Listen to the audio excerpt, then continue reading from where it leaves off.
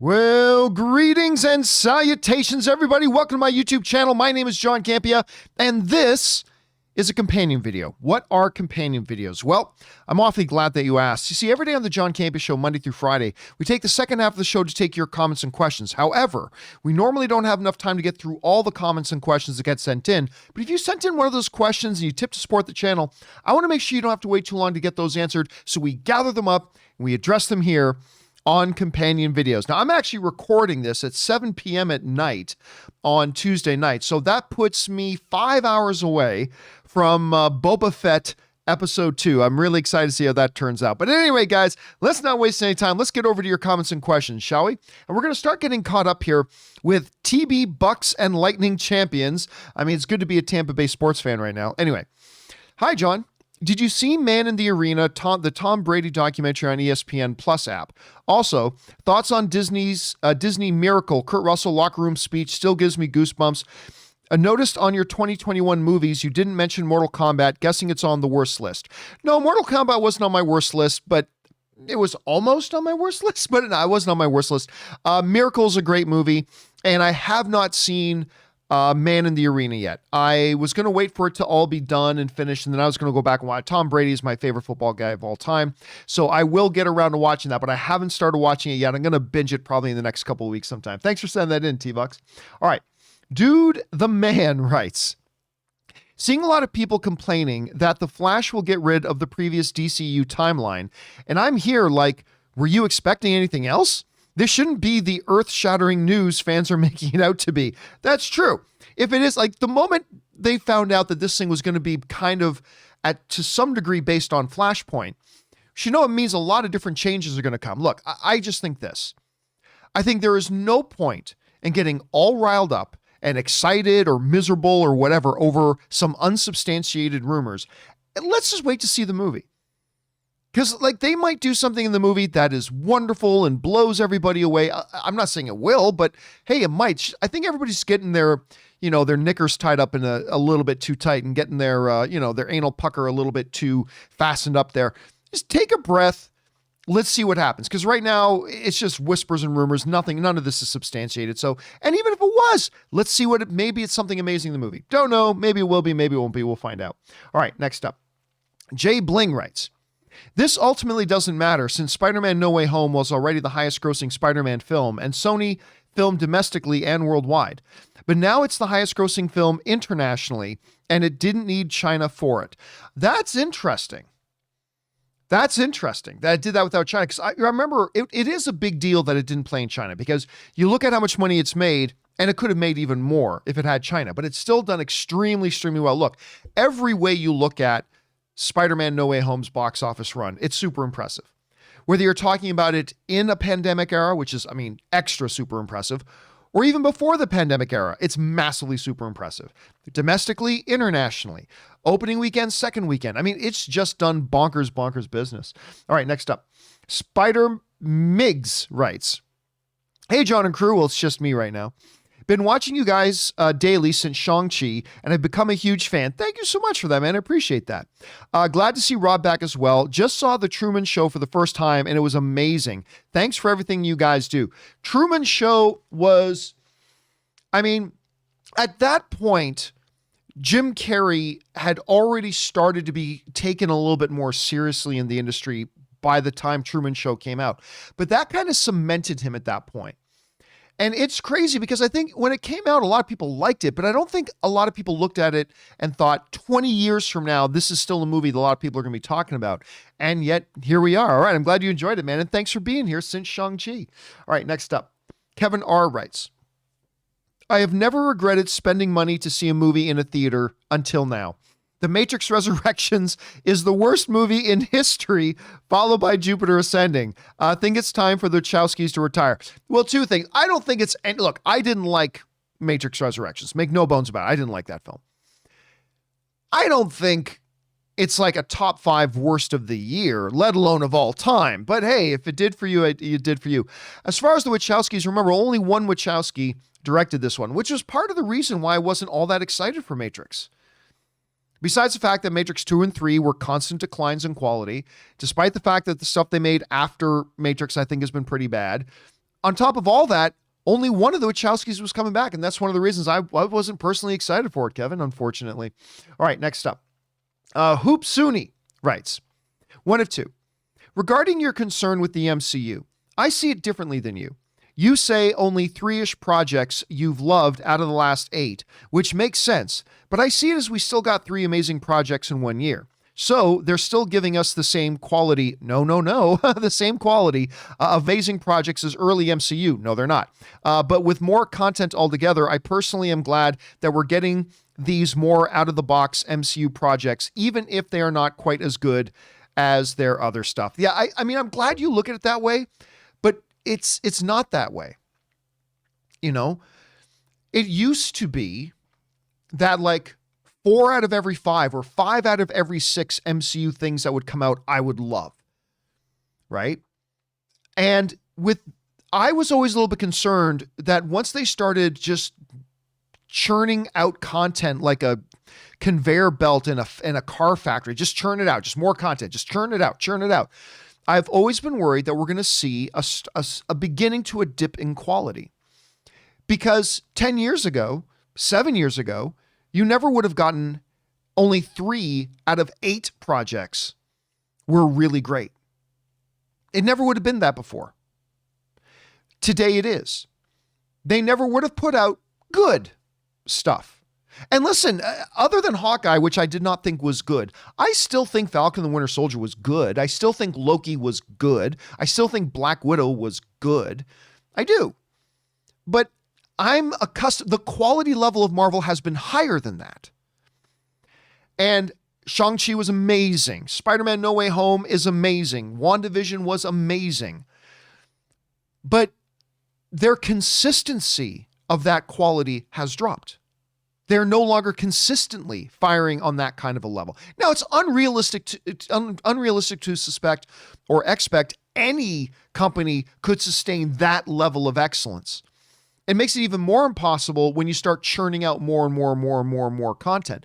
But I would say this, their average has dropped. It's dropped.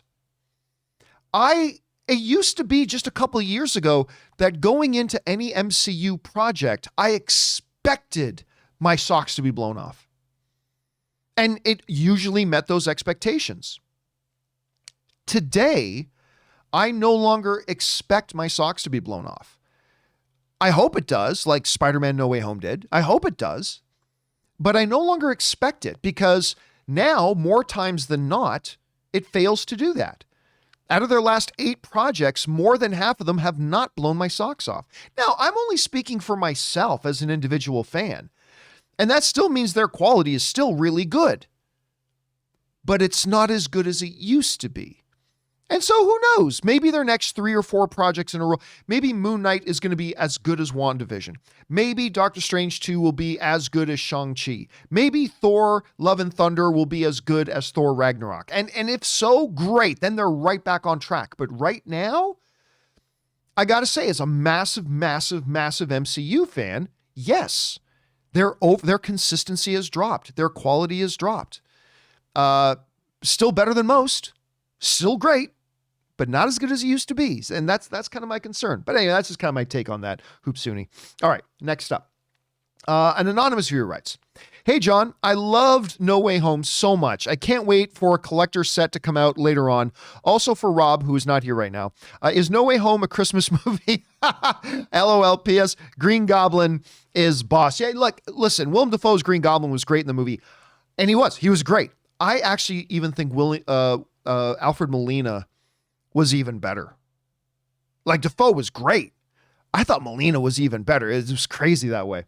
And no, it's not a Christmas movie. All right. An anonymous viewer also writes, as awesome as all the movies this year look and sound, TV/streaming looks incredible. Mandalorian Season 3, Kenobi, Game of Thrones prequel, Moon Knight. I don't know what ST4 is. I don't know what TLOU is. Guys, please don't use acronyms. Halo, and finally, the Lord of the Rings series. What are your top 3 shows that you are looking forward to? Well, I don't like to do rankings, and honestly, I don't watch enough TV to give like rankings and stuff like that. I just don't watch enough of it. So I'm not a good guy, but I will say this. dying for that Lord of the Rings show.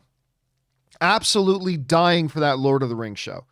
And I will say that's probably the thing I am looking forward to most on television this year. Like I can't rank the other things, but I'll just say probably the thing I'm looking forward to most is probably that Lord of the Rings show.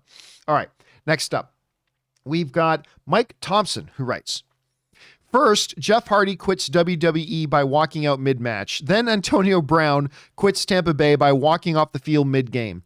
Is there no other way to deal with a job you don't like these days than by just bouncing and leaving your coworkers hanging? Well, I mean, look, here's the thing. The Antonio Brown thing was at least wait till the game is over. Look, I have said this for a long time because, you know, I'm a big New England Patriots guy. When they signed Antonio Brown, I was, as a fan, furious. I thought that was a terrible move. I talked a lot about it. I mean, he's a super talented guy, but he was clearly a guy who did not know how to conduct himself.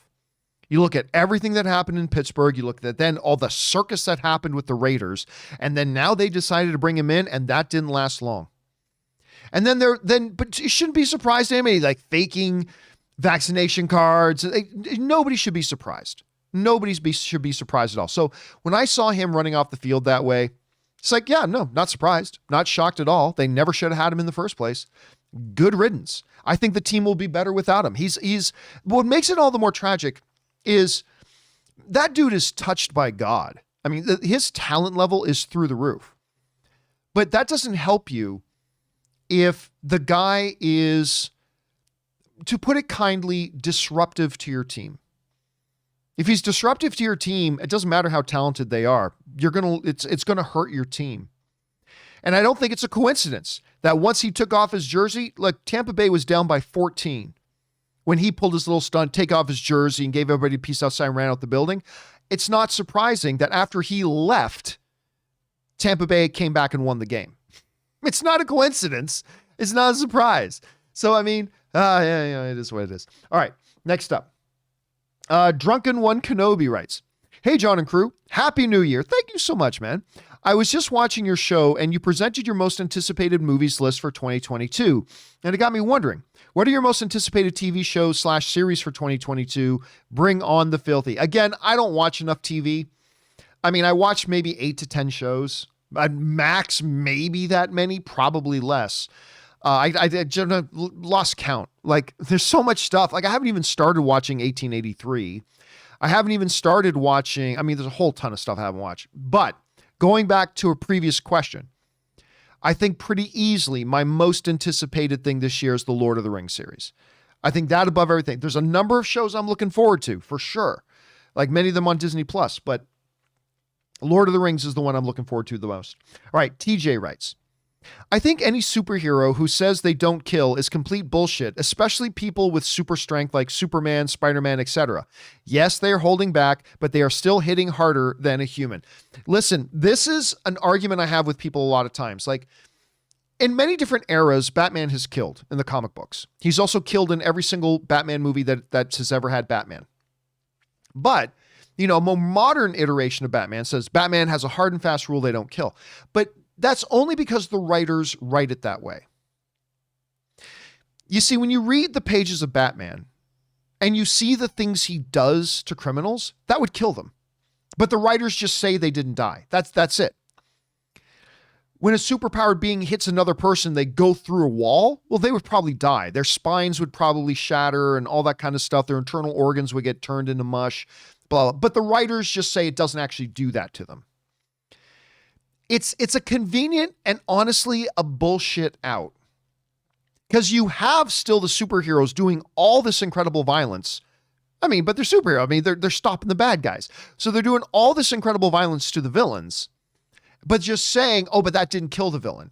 So we can pretend that this hero has this. We do not kill. I often go back to this one. I remember the pages of this one Batman comic where he's kind of stalking down a couple of thugs, right? Just a couple of thugs. And they're in an old abandoned house. And Batman's got this internal monologue going in his think bubble. He goes, there's 2 of them. They're slow. They're they're panicked right now. They know I'm here, but they don't know where. And then then Batman comes sailing down out of the rafters, like 280 pounds of him, and lands with his knees on a guy's chest right into the floor, and it breaks through the floor. They're on the second floor and went all the way down to the next floor with Batman's knees right in the guy's chest, right? And in Batman's thought bubble's like, 6 broken ribs, ruptured spleen. He's going to be in traction for 6 months. And I'm like, no, he's dead. Like, if you do that, he's dead. So if you want to pretend in your comic books that our hero has this hard and fast rule that he does not kill, then don't have them doing things that would easily kill a regular human being. It's just one of those little things that kind of irritates me a little bit sometimes. I mean, it's not a big deal, but it's just one of those things that just itches in the back of my brain whenever I read it in a comic. All right, next up, we've got Russell Amador, who writes, "Hey, John, decided to roll over this question from a past weekend's Ask Me Anything. I speak on behalf of the many viewers that this show is epic, especially with the ensemble and Rob's return. What are some goals for the Campia Show for this upcoming year?" Well, thank you so much for that. And yeah, listen, I think honestly, I'll pat myself on the back here a little bit. Now, remember, guys, very rarely should you pat yourself on the back because it's only 6 inches away from a kick in the ass. But a little bit of a pat on the back. I knew that the right move for our show was, sorry, a bit of this went down the wrong pipe. Okay. So I knew that the right move for our show was to bring everybody in the same room again. Now, that's the way we always used to do it with the John Campea Show. But when the pandemic initially hit, that made it not possible. So that's when Rob and I started to do the show remotely, right? We used to do it over Skype or whatever. And that's fine. And it works in a fix. It totally worked. But the energy of the show is different. It just is. And I knew that the right thing for my show was to get everybody in the same room again. There's just there's an energy difference. There's a chemistry difference. There's an entertainment difference. I believe it certainly makes it more fun for me when everybody's in the same room. And I think, and Rob agreed with me, but unfortunately, Rob just looked at his schedule after we talked about it. Like, he agreed with me. Yeah, let's do it in person again. This will be best for the show. But then he started looking at his own commitments and his own schedule. And it's like, man, I don't know if this is going to work. So it took a little bit of time, but we were able to finally figure out a way to make it work that he can come in and be on the show. And which is great. So I love working with Rob. I've been working with Rob for years. I love working with him, and he loves working with me. So we were able to work it all out. And I think the last 2 days have proved definitively that having everybody in the same room is infinitely better. Like, again, if the pandemic gets super worse and we have to go back to remote, we'll make do, and we can do it, and the show will be fine. But the energy, the excitement, the chemistry, the connection, the being able to feed off each other, the ability to be able to communicate with each other with just gestures and eye contact and words. And it just, I personally think, I hope you guys agree, that the last 2 shows we've done in the last 2 days have been a couple of the best shows that we've done in months, maybe in a year or two. I just know for me, it's been the most fun. And I'll tell you what, I am so thrilled right now, the chemistry of the group that we have with myself, Kimberly, Rob, and Ray. I just really think this is probably the best. I'm not saying, I haven't worked with even better people. I'm just saying, I don't think there's been a specific combination of people that I have enjoyed working with this much than when it was like me, Harloff, Ellis, and Schnepp. Like, I don't think I've had as much fun with a particular combination of people as I do with me, Kim, Ray, and Rob since it was me, Harloff, Ellis, and Schnepp. Like, it's serious. I'm having an absolute blast. I'm loving it. Now, as far as what I'm kind of hoping for the next year, I have some plans, but I'm going to keep those close to the vest for now because, I don't know how realistic they are, but it's something that I'm working towards. But I will tell you this. I'll tell you 2 things. One, I am working on another feature project with somebody else. And I'm going to probably include the whole company, my whole company. And the name of my company is Carson Drive Media. I'm probably all of Carson Drive Media is going to get behind it, but we'll have some announcements of that sometime later in the year. The other thing that I'd really like to do, now that we have some regular sponsors, and thank God for our sponsors, but now that we have some regular sponsors, which makes me be able to afford having Kim and Ray and Rob all together doing this as a gig. I mean, thank you to our sponsor. Thank you to all you guys who support the channel, number one. That's the foundation of everything we can do financially. And then on top of that, to really do more stuff, we needed the sponsors. And the sponsors have come through for us in spades. And what I hope to be able to do, we're not there yet, but what I hope to be able to do sometime this year, maybe later this year, maybe by fall, but maybe it'll never happen. I don't know. But what I'd love to have happen is to be able to have enough finances to move out of my converted garage into some actual studio and office space. I would love that. To have more studio space, to actually have the finances to then get in operator. Because right now when we do the show, I do everything myself. I'm surrounded by 1, 2, 3, 4, 5 monitors. I am doing the camera switching. I'm controlling the graphics, controlling the audio, bringing up the various web pages, all that kind of stuff, doing the transitions as I'm trying to do the show.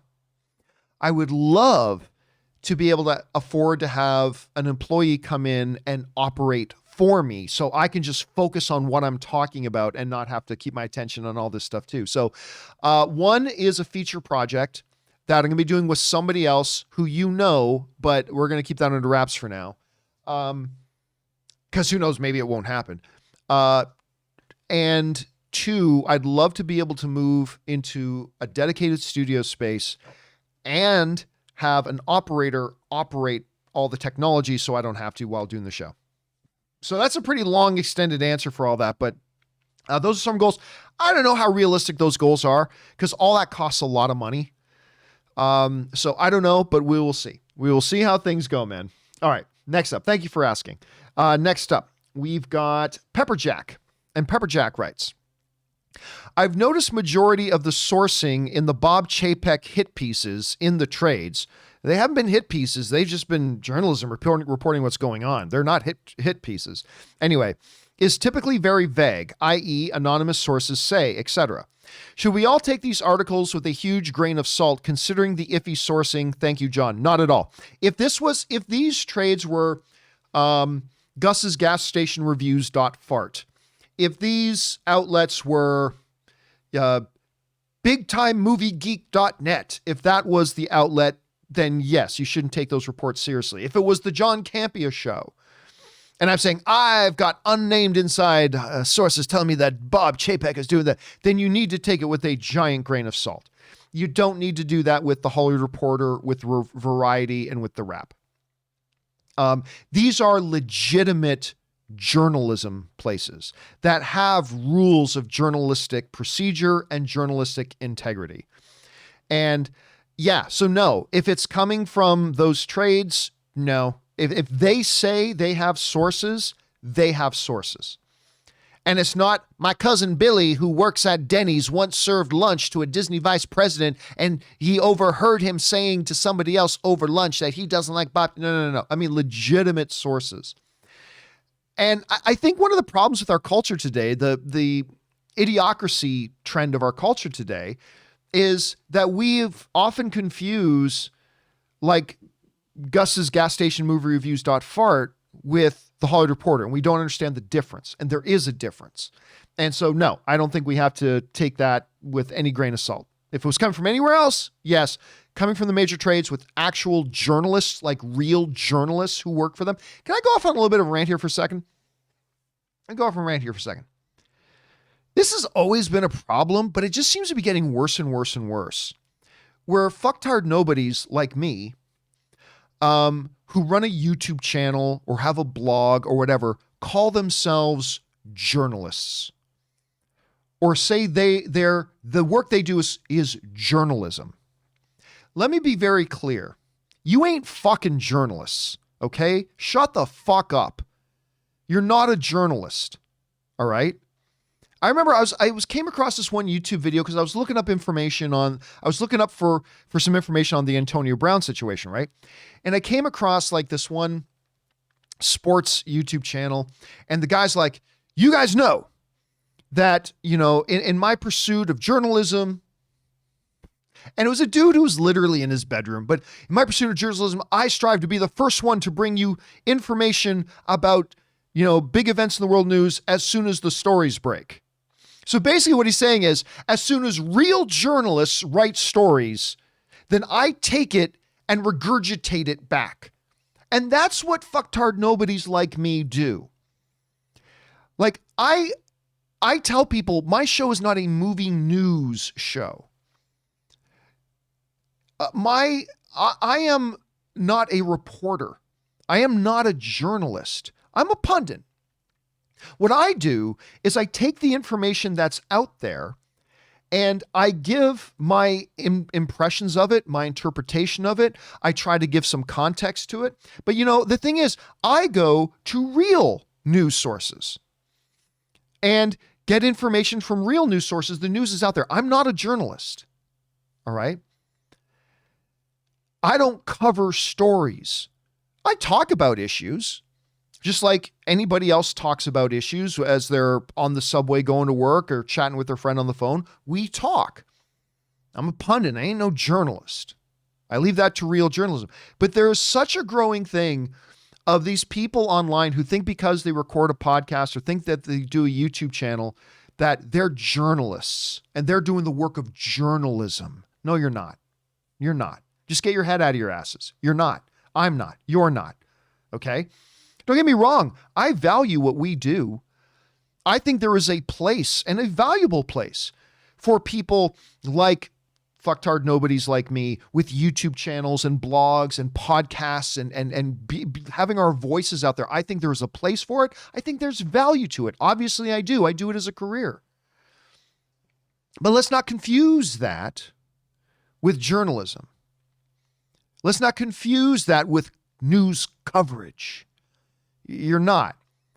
What you are regurgitators of very hand-selected pieces of information that you choose that most, conveniently is an echo chamber to your own personal point of view. That's what most people do. And anyway, it's just a little bit of a frustrating thing because I also think it undermines what we actually do. We are the water cooler. I think the John Campea Show is the water cooler. And for a lot of people who do come to the John Campea Show to find out what the news is, well, then I make sure that you're getting it from like real sources. And when there's a question to it, we say, listen, we don't know if this can be taken seriously. We think this has to be taken with a grain of salt. Let's talk about it in terms of if it's real, and then let's talk about it pretending that it's real for the sake of discussion. How would we feel about that? But we always try to make sure that we are communicating the work of actual journalists to you. And then we try to add more context to it. We try to give more, side information to it. And we try to give you our perspective on it and give you a little bit of context. At least that's what we try to do. But anyway, no. The notion of that we don't have to take anything with a grain of salt if it comes from actual legitimate journalism places, then I wouldn't worry about that, Pepperjack. That's just me. All right. Next up. AMC Broom Closet Days writes, as a creator, how much do you take viewers' opinions into consideration when it comes to the content you do and the style you do it in?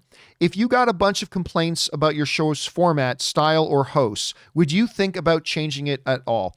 Well, there's two different answers to that.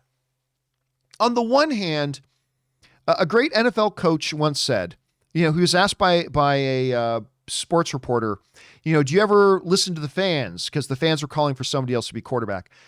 And the coach said, coaches that listen to the fans are destined to be sitting with them next week. I love that. The fans don't know football as well as that NFL coach does. Every fan thinks they know football as good as the coach. They don't. The coach knows better. And sometimes they're right and sometimes they're wrong. But the coach who listens to the fans is destined to be sitting with them next week. I love that saying. I love it. But there also comes a point. I'll give you an example. When I get a bunch of emails from people saying, you need to do this, or you need to stop doing that, do I listen to that? No, I don't. I've been doing this for how many years ever since I started the movie blog. How long have I been doing this? 15, 16, 17, 18 years I've been doing this now for. Ever since I started the movie blog. Man, that was a long time ago. Anyway, I think I have a pretty good, I'm not the world's leading expert, but I think I got a pretty good handle on how to do what I do. I've had some success at it. So I in the words of Yoda, my own counsel will I keep, or something. That was a terrible Yoda impression. I should never do that again. But at the same time, there have been points when I won't know the answer, because the answer is, how does the audience respond to it? When I make a new show, whether I've done it at AMC or Collider or whatever, when I would make a new show that I think would be really good, it's for the audience. And therefore, I've got to really hear if the audience is responding to it or not. If I have a certain person as in this position, or that person in that position, or I want to, use this configuration, whatever, I'll keep my own counsel on that. But things that are for the audience, that I've got to listen. So we have done shows in the past that we've launched, and it didn't get received well, and I got to hear that. And so then we've stopped doing those shows, or we canceled those shows. I remember earlier in the not right at the very beginning, but earlier in the John Campea Show history, maybe about 3 years ago, I did a search for a new kind of co-host on the show. Like not a pundit like Rob, but like a co-host, somebody who would like bring some personality, somebody like what an Ashley Mova used to do so well back in the AMC days. And I got hundreds and hundreds of applications. I interviewed dozens of people, and I came down to this one girl who I personally thought was great. I personally thought she was great. And we rolled her out, and she did, I think, 3 episodes, maybe 4, and our audience hated her. And that's the thing, like, that role was meant to be for the fans, to bring an energy for the fans, to bring a personality for the fans. And for whatever reason, not everybody, but a lot of our viewers weren't mean about it. They just wrote saying, hey, the new person's not working. And when it's something like that is specifically there for the fans, and then when the fans are coming back to me and saying, yeah, that thing that's for us, not working, I got to pay attention to that. That I got to pay attention to. So a lot of other, almost, I'd say 80% of the stuff, no, I don't listen to criticisms or whatever. I keep my own counsel on that stuff. But there are some things that are very directly just connected to, this is meant for the experience of the audience. And if that thing that is meant for the experience of the audience isn't delivering the experience, even if I thought it would, then I got to make a change. And I have done that. And I will continue to do that. I will keep my own counsel on 80% of my decisions, but I will also listen very heavily for the things that are designed specifically for our audience. And I'll always kind of do it that way. Great question, man. I hope I gave you a little bit of information on that at any rate. Anyway, next up. Scott Brown writes, best and worst of 2021. Worst 3, Halloween Kills. Yeah, I didn't like Halloween Kills. Too bad, because I loved Halloween. But I was not a big fan of Halloween Kills. 2, Godzilla vs. Kong. I actually like Godzilla vs. Kong. Number 1, Venom 2. I also really like Venom 2. Best 5, Quiet Place 2. Loved it. Number 4, Suicide Squad. Loved it. Number 3, Coda. Loved it. Number 2, Zack Snyder's Justice League. And number 1, Dune. That's a nice list, man. Again, I disagree with everything except Halloween Kills on your worst list. I really liked Venom 2. And I really liked Godzilla vs. Kong, but they didn't work for you. And that's the important thing. Thanks for sharing your thoughts on that, Scott. All right. Next up, we got Simpaigar, who writes, I have to say that I'm pretty excited for the Halo series coming to Paramount Plus. I don't have the service, but will be getting it for this show. Still remember playing the game when it first came out when I was a kid. Love the universe from the game. I know Ray is super excited for that Halo series. I'm not going to lie to you. I did not think the trailer was good. I thought it looked like 2007 video game cutscene kind of stuff. Like all the environments looked clearly faked. I just wasn't impressed by it. Now I hope it's great. I hope it's great. And I know Ray is going bananas excited for it. So for his sake, I hope it's really awesome. So here's fingers crossed, Senpai Gar. Here's fingers crossed. All right, next up. Murray Reich writes, 1 of 3.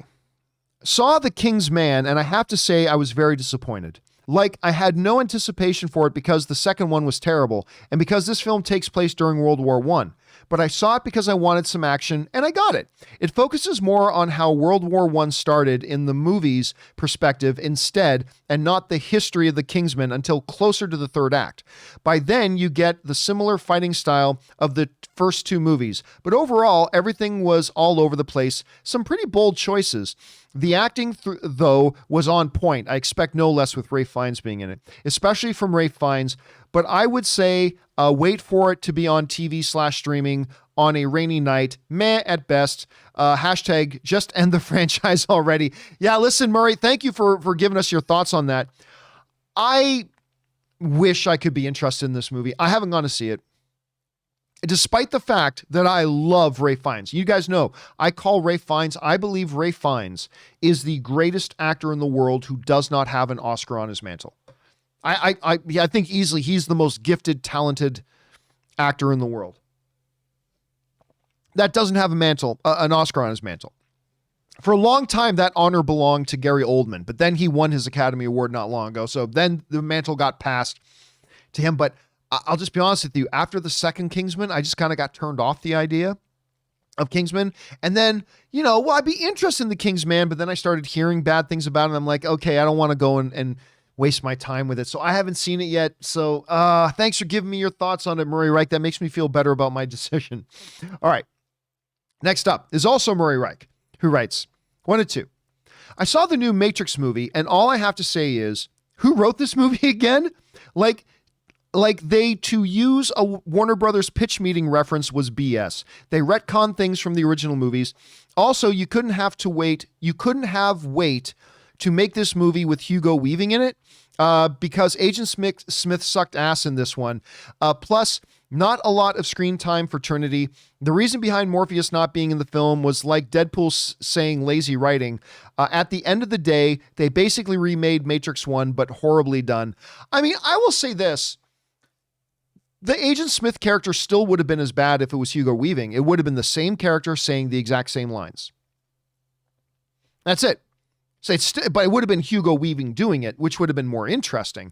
But I thought the guy they had doing it did as well as that material would let an actor do.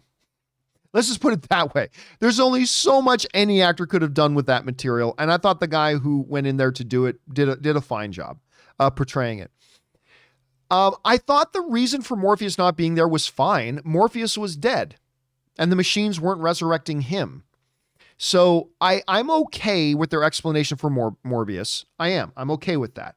You know me, I didn't like this movie. I didn't think this movie was good at all, but I thought that was all right. You're right. Very little Trinity. It was very retconnian. I mean, they retconned a bunch of things, key important things that they didn't even bother to really go much into logic-wise. Overall, I thought the movie was a massive disappointment.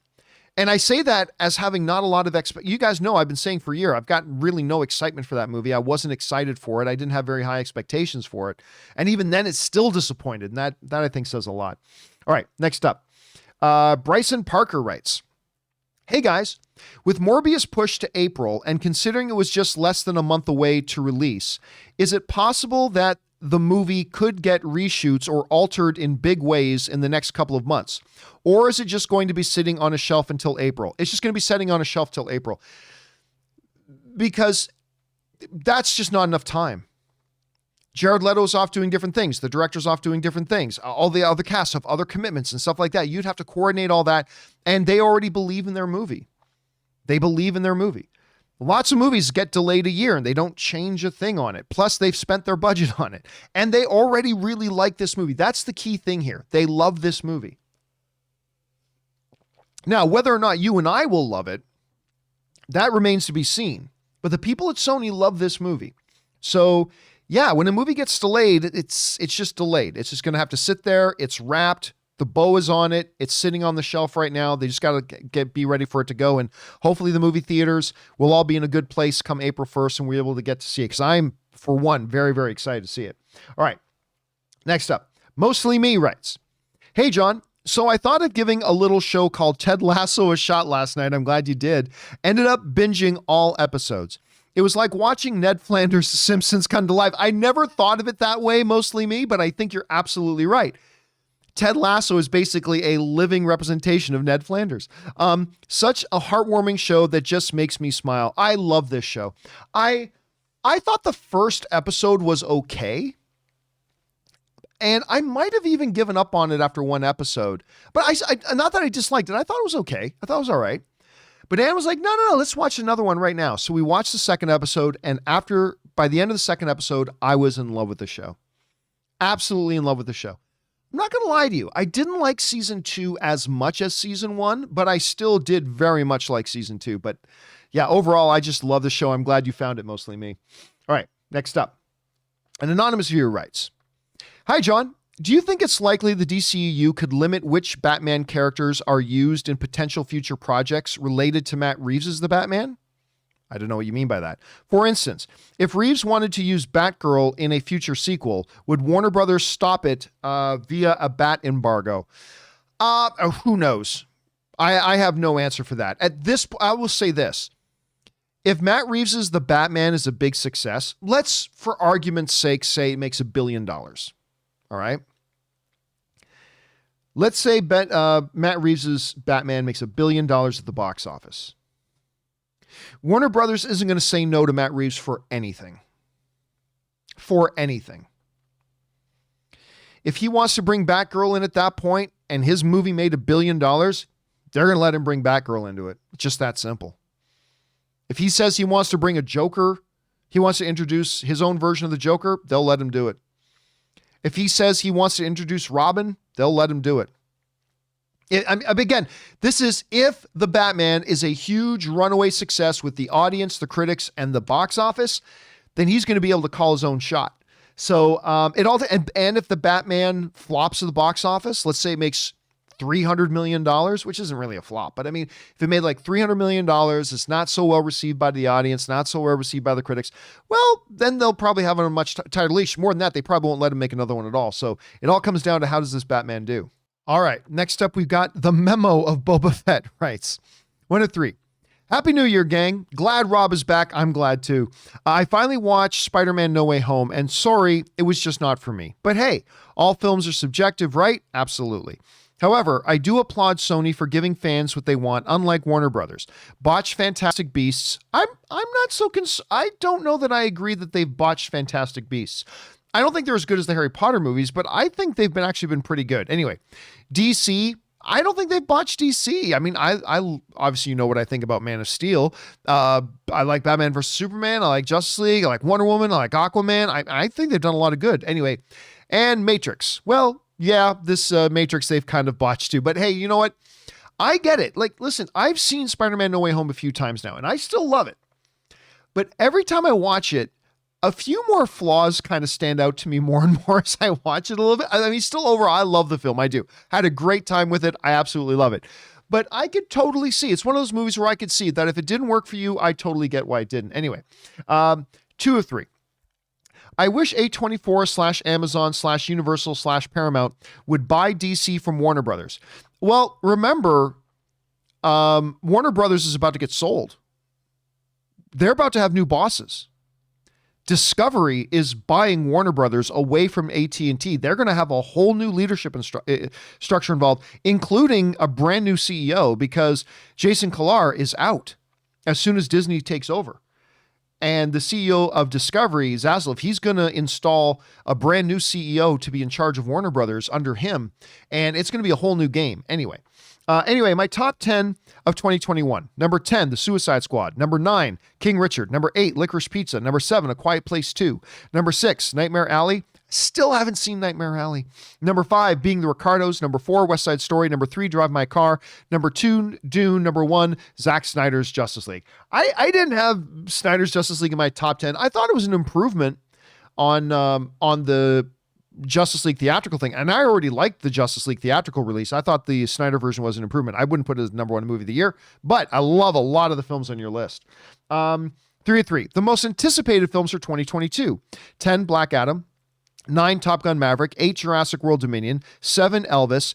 6, Bullet Train. 5, Mission Impossible 7. 4, Thor Love and Thunder. 3, David O. Russell's new film, whatever that is, but he's got a great cast already. Number 2, Aquaman and the Lost Kingdom. Number 1, The Batman. It's funny because your number 10 and number 1 are the same as my number 10s and number 1. My number 10 was Black Adam. My number 1 by far is absolutely The Batman. All right, next up. Marie Seifring writes, "Hey, John, Kim, Ray, and Rob." Well, obviously I'm flying solo right now. "I have only seen Lady Gaga in A Star is Born remake and House of Gucci.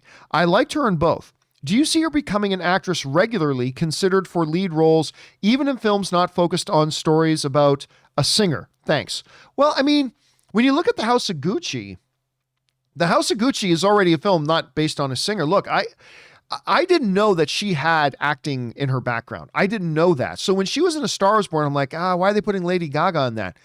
But listen, man, all due respect, she was great. She was so good in that movie. And I thought she was wonderful in House of Gucci. I really did. I thought she was absolutely fantastic in it. And I like House of Gucci. I know a lot of people didn't. I thought House of Gucci was good, at least until the third act. I didn't think the third act was very good at all. But yeah, I can see her doing a lot more of that. I mean, she's having great success. Because when you're in a movie that's not all that well received, but people still loved your performance like she did in House of Gucci, that makes life a lot easier. So I think we could see her doing a lot of acting in the next 4, 5, 6 years. All right, next up, we've got Fanimator. And Fanimator writes, "What movie ideas could easily make $1 billion like No Way Home, Endgame, or Star Wars 7? For example, a Harry Potter film with the original cast returning. Granted, a movie called Batman with Superman could have made $2 billion, and we all know what happened to that." Well, I mean, that's the key right there, Fanimator. What Batman versus Superman taught us is there's no such thing as an automatic $1 billion. No such thing. In hindsight, Spider-Man No Way Home, sure, in hindsight, and a lot of us expected it would, but making a film that make $1 billion is not easy. And I don't know that there's any idea that easily makes $1 billion, because honestly, if there was ever a movie that easily should have made $1 billion, it was Batman versus Superman. That shouldn't have been a question. I've said this for years now, but it's absolutely true. The only question about Batman versus Superman, as far as box office goes, should have been, could it make $2 billion? That was honestly the only question. Are you kidding me? Batman versus Superman. And it didn't. Even though I like the movie, but it didn't. And I think that teaches us a big lesson that, you can't, because I know some people, they try to criticize, they say, the Star Wars movies have been failures. Really? Because other than Solo, which I still thought was a good movie, but it flopped. Other than Solo, they've all made $1 billion. The people go, well, that's just because of Star Wars. Any Star Wars movie will make $1 billion. Tell that to Batman versus Superman. That just because a name is attached to it, that automatically means it makes $1 billion. That's a cop-out bullshit, soggy-ass answer. It's not true at all. The movie made $1 billion because people really wanted to go see it, and they went to see it multiple times, even though I hated The Rise of Skywalker. But even The Rise of Skywalker, which I hated, ended up making over $1 billion. Not an easy thing to do. I don't care what your name is. If that was the case, then Black Widow should have made $1 billion because it's got the Marvel name on it. Eternal should have made $1 billion because it's got the Marvel name on it. Shang-Chi should have made $1 billion because it's got the Marvel name on it, but they didn't. Doctor Strange 1 should have made $1 billion, but it didn't. I mean, it's not as easy. That's why out of the thousands and thousands and thousands and thousands and thousands of feature films that have been made in the history of Hollywood, there haven't even been 50 that have joined the $1 billion club. Not even 50. Spider-Man No Way Home was the 49th. We're waiting to see what is going to be the 50th member of that club. But it's not an easy thing, man. There's no easy answers. All right. Thanks a lot for writing that in, Fanimator. All right. Next up. Dacky writes, part 1. Here's my pitch for the next $1 billion franchise. Big surprises, the quest for Ticket Watch, a rough and tumble dancer Pisces, and his trustworthy Kim and Chef Pleasures must stop the dastardly Viceroy from taking all the tickets. I love it. Billion-dollar idea. Sign it up and make it happen, Dacky. Make it happen. Part 2. Cameos include the great Cookie Cummins. You probably meant Aaron Cummings. I-N-G-S. Cummings as Babette Fett and Grand Moff Harloff as the master. It's funny, I was just texting with Harloff before we started the show. And Grand Moff Harloff as the master of Schmodown Mining Project. Get your tickets now. Again, Dacky, sign me up. If you need a letter of recommendation in any of the studios, I will sign that letter. Let's make that movie happen. All right. Fanimator writes, what would be your early guess for Batman's opening weekend if everything with no delays? I personally would say it makes 120 to 150 million opening weekend. Also, Batman comes out on my birthday, March 3rd, so I plan to do something special for that. It's hard to say. It's hard to say. Look, as much as The Batman is my number one, by far, my number one most anticipated movie this year. I was talking about this earlier, but it has a couple of major obstacles in front of it. Okay. Obstacle number one is that there's going to be some confusion with the audience. Wait a minute. I thought Ben Affleck was Batman. Well, wait. I heard Michael Keaton was coming back as Batman. Wait a minute. Robert Pattinson is Batman? Well, wait a second. Is Superman in this Batman movie? Does Aquaman, I think there is going to be a little bit of confusion surrounding this movie going into it about what's going on with all the Batmen. Right? So I think that's going to be working against it. The second thing working against it is that no movie, even with Ben Affleck, no movie with Batman has made $1 billion yet. Right? No movie with Batman has made $1 billion yet. As far as the DCEU era goes. Right? Christopher Nolan's stuff, that was a different era. In the DCU era, no movie with Batman, whether it's Batman versus Superman or Justice League, made $1 billion. So that's working against it. The third thing working against it is there are still a lot of people out there who are turned off by the fact that that Robert Pattinson is playing Batman. Because they don't understand that since Twilight, he has become one of the world's most sought after actors by directors. He's become a world-class actor. And they haven't seen all these great independent projects he's done over the last 7-8 years. And so they don't realize it. So the only thing they know Robert Pattinson from was, well, he was that vampire in Twilight. That's it. That's all they know him from. And so I don't know. Look, and plus we don't know how good the movie is. For all we know, the reviews are going to come out and the reviews are going to suck. I mean, we don't know. I think it looks awesome. It's my number one most anticipated movie of the year. I hope it's awesome. But who knows? So it's really difficult to say. I think 150 million opening weekend is a tall order. Considering all the speed bumps in front of it, it's a tall order. And remember, I had people for a year insisting to me that Matrix was going to open to 150 to $200 million. A lot of you guys watching this video wrote to me to tell me the Matrix is going to open to 150 to $200 million. But it's hard to call. I think 150 is a stretch. But then again, maybe a week before it comes out, all the critics start raving and start spreading the word that this is the best comic book movie ever made, then 150 isn't hard to believe. Maybe 200 million comes to play. But right now, it's hard to say. If I had to give a guess right now, but I totally reserve the right to change my estimate as we get closer to the movie's release, okay? So do not hold me to this number. Right now, my guess is 105 million. 105 million. I think that would be good. But as we get closer, maybe that number goes up or down. We'll have to wait and see. But I cannot wait, man. I cannot wait for this movie. All right, next up. Dr. Nova writes, I don't make the distinction between favorite and best. I use the word favorite, though someone asked me why I had Treasure Planet over Toy Story on my favorite animated movies, and I said, because space pirates and cats. I love that. Yeah, we had this discussion on a companion video yesterday that I am starting...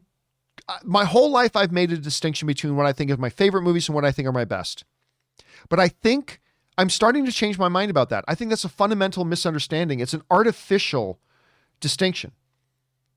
That if it is your favorite, then to you, that is your best. I remember I started talking with Rob Rob, who disagrees with me on this, saying, well, I like Star Trek 1 more, but Star Trek 2 is the better film. And I said to him, if Star Trek 2 was the better film, you would like it more. Because what are movies if not... movies are experiential events. And if Star Trek 1 for you, the way it's written, the way its characters are done, the way the story unfolds, if that movie is the one that created the better experience for you, then to you, that's the better movie. Well, no, see, I think the story in 2 is better. Well, if you thought the story in 2 was better, then that would be your favorite.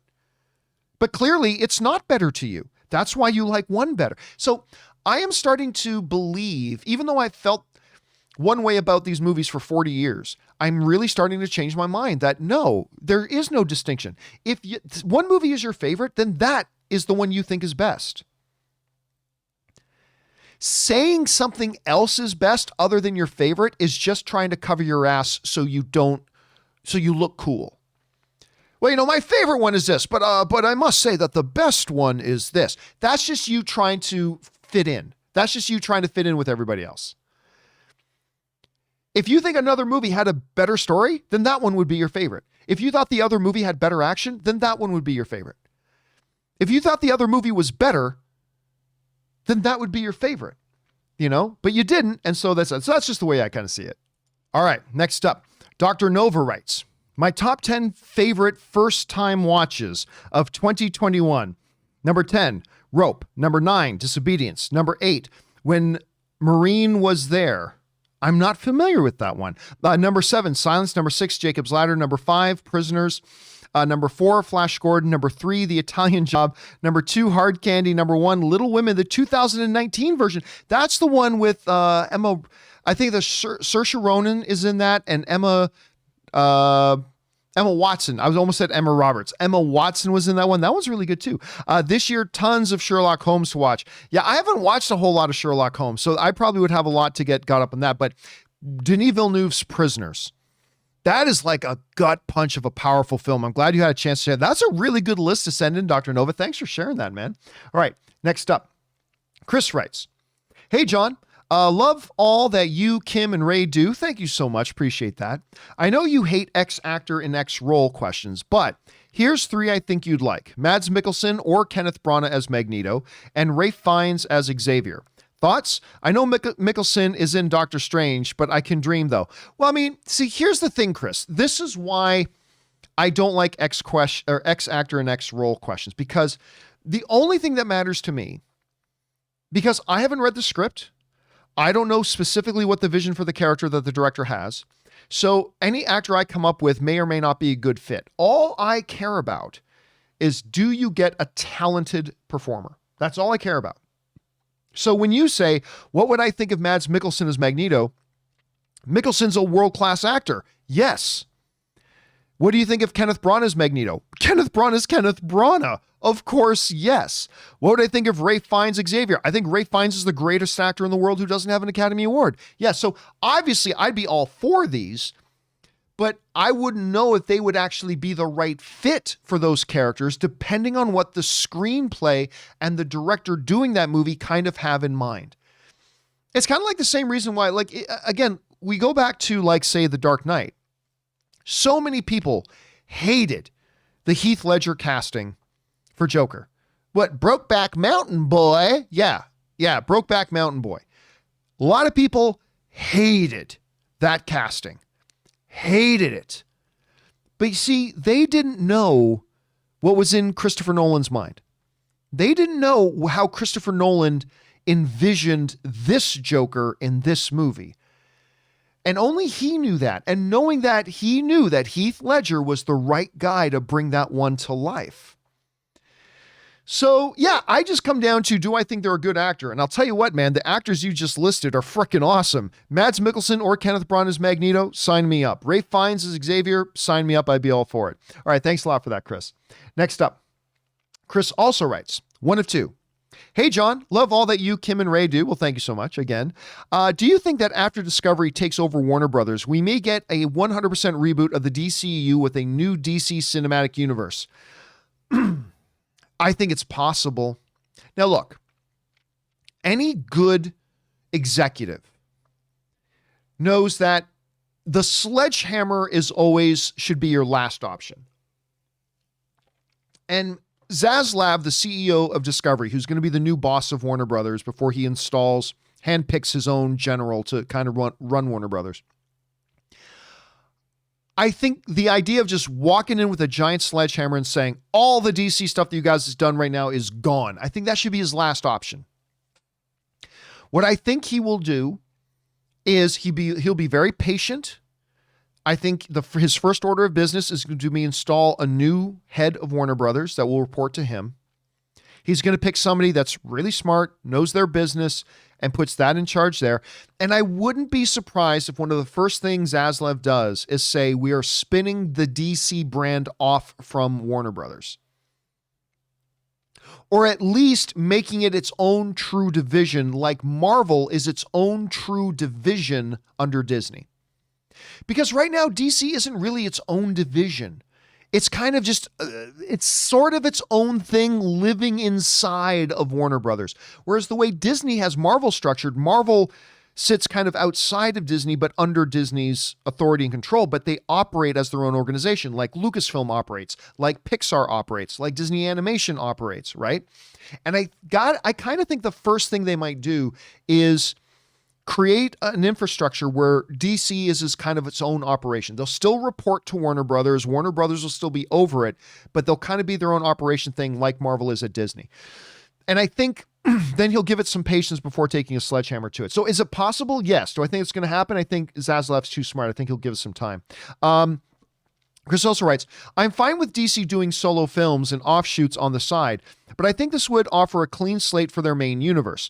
Overall, as long as DC makes good films, I'm happy. But I think I'm the long run. 100% would help a lot. Thoughts? Thanks. Well, see, here's the thing. I don't necessarily think DC's path to victory is shared cinematic universe. I mean, that's what you'll probably do. That's what they'll probably do. But look at Joker. Joker, to some people, could be considered, I mean, I think Man of Steel is the best DC movie since The Dark Knight, but there would be a lot of people out there that would say Joker is the best DC movie since The Dark Knight. And it's not a part of a shared cinematic universe. It's its own standalone film. It got nominated for Best Picture at the Academy Awards. It won Joaquin Phoenix the Oscar for Best Lead Actor in a motion picture, something that's never happened in a comic book based film before. And it made over $1 billion. It is the prime example of a true success. I don't think Warner Brothers necessarily has to do shared cinematic universe. They can just make a good full slate of great individual films. Or they can do it cinematic universe. I mean, I just think either option should be open to them right now, but we'll see what they do with that moving forward. Thanks for writing that in, Chris. Next up, Ethan Holgate writes, one of two. Hey, John and crew, with Avatar 2 coming out this year, fingers crossed indeed, who knows when that's going to come out. Knowing Jim, I guess you mean James Cameron, I'm beyond excited for it. I'm very curious about who he'll get to score the movie, considering James Horner is sadly no longer with us. What a masterful composer. Gone too soon. His score was so beautiful and immersive with the music he crafted for Avatar. He really did create a great score for Avatar. In my opinion, wonder if Jim will get Tom Holkenborg, who worked on Alita, or Alan Silvestri, who worked on The Abyss, or Hans Zimmer. You never know who could be wrong, but it's Jim. He knows what's right. I'm going to go out on a limb. Silvestri, Zimmer, pull John Williams out of semi-retirement, whatever. I'm going to go out on a limb. I'm going to guess he's going to get Michael Giacchino. Now, for all I know, he's already got his composer and they're already scoring the film for all I know. I mean, maybe I just missed that announcement. It's a very good chance that maybe I did. But in the absence of that, I'll call the dark horse Michael Giacchino. I have a feeling he might go with Michael Giacchino, who's turning out to be a superstar, I think, in the long run. All right. Last question of the day, guys, comes to us from Corey Giddings. And Corey Giddings writes, hey, guys, just got through watching a new Rockstar's breakdown of the Batman trailer. Very interesting points they give. And I was wondering if they made a Court of Owls sequel, which, by the way, you guys should read. Oh, we've talked about Court of Owls many times. Would this idea intrigue you? Well, I mean, look, here's the thing. There are many Batman stories that could make interesting movies. But the thing is, you'd have to heavily adapt it, right? Court of Owls is not something you just come out and do. And if you did it, you'd have to take a lot of liberties and change it up a lot. Most of the best comic book movies have to do that. So, but based on that, any story from the Batman lore could make a very fascinating movie if adapted right and if written right.